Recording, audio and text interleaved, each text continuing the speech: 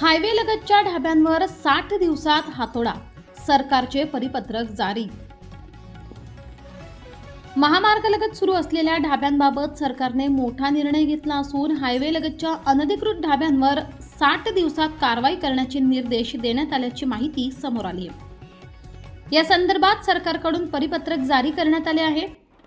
महामार्गाच्या हद्दीत तसेच रस्त्यालगत अनधिकृतपणे उभारण्यात आलेले ढाबे, हॉटेल्स आणि इतर व्यावसायिक आस्थापनांमुळे वाहतुकीला अडथळा निर्माण होण्याबरोबरच अपघातांचा धोका वाढत असल्याचे प्रशासनाच्या निदर्शनास आले आहे।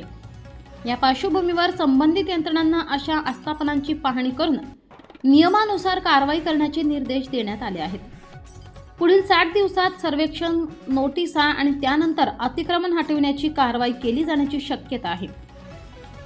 त्यामुळे महामार्गालगत व्यवसाय करणारा ढाबा चालक आणि मालकांमध्ये चिंता निर्माण झाली आहे। दरम्यान नियमांचे उल्लंघन करून सुरू असलेल्या आस्थापनांवरच कारवाई होणार की सर्वच ढाब्यांवर याचा परिणाम होणार, याबाबत स्थानिक पातळीवर चर्चा सुरू आहे। सरकारच्या या निर्णयामुळे महामार्गालगतच्या ढाब्यांचे भवितव्य काय, याकडे आता सर्वांचे लक्ष लागले आहे। S9 TV न्यूज वृत्तसंकलन विभाग, मालेगाव।